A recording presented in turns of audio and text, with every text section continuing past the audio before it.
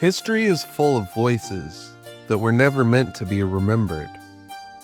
And when we do hear them, it is rarely in their own words. They echo instead through the mouths of others, powerful men writing their own stories, leaving only shadows of the people that they could not quite erase. Among those shadows stands Aspasia. Born in Miletus, a city across the sea, she would become the partner of Pericles, the most powerful man in Athens. But her story is not one of quiet domestic life. It is one of influence, philosophy, and scandal. A woman who lived in the spotlight of a city that preferred its women invisible.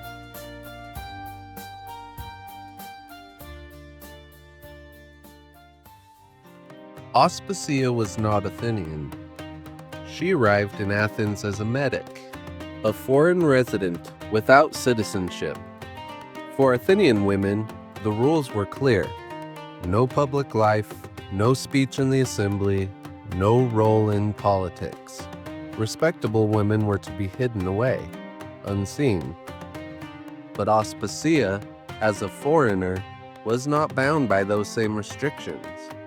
Her outsider status gave her freedoms an Athenian woman could never claim, and that made her both powerful and vulnerable.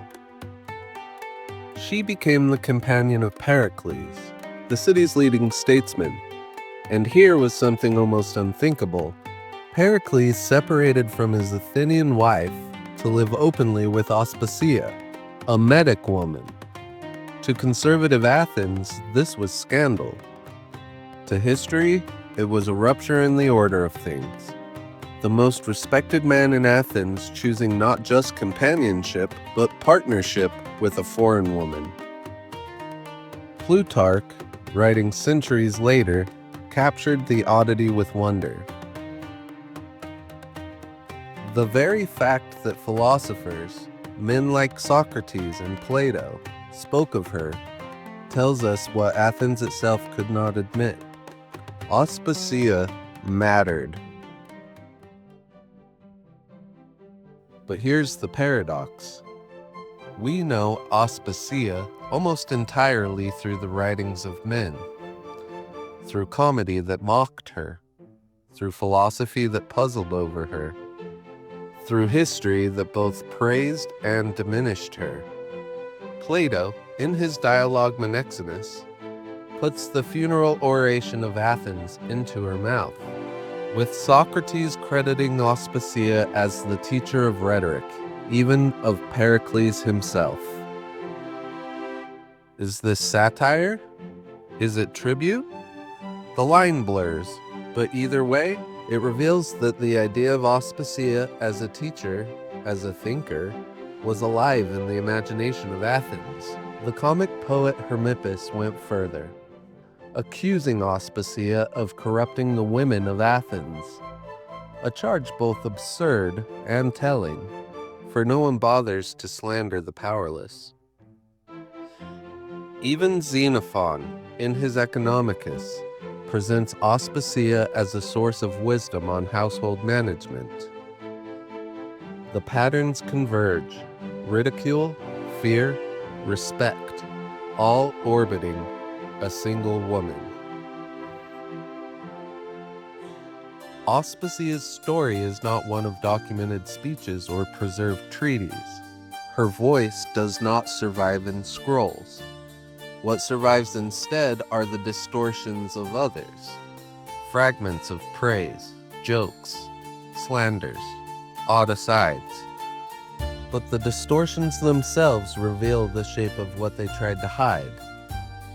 That Socrates' circle could joke about her as a philosopher. The comic poets feared her as a corrupter. That historians like Plutarch marveled at her ability to bend great men. The chorus of male voices, even in mockery, testifies to her presence. And so Aspasia becomes a mirror for our history itself. We learn, not by her own words, but by the efforts to define her, diminish her, dismiss her. And in those very efforts, we see how much she mattered. It's important to note, if Aspasia had been born Athenian, she could never have lived the life she did. The strict hierarchy of Athens confined its women to silence and shadow. Only an outsider, only a metic, could step beyond those walls. Aspasia's influence was not despite her being a metic, but because of it. Her very otherness gave her both opportunity and risk. And in that precarious space, she built a life that forced Athens to reckon with her.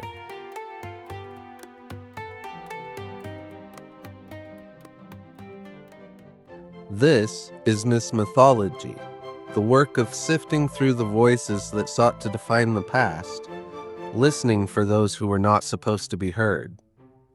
Aspasia's story reminds us that history is not only what was written, but what was resisted, what was denied, what was mocked, and yet, somehow, could not be erased. A woman from Miletus, remembered only through the words of men, still flickers in the story of Athens. Her shadow tells us everything.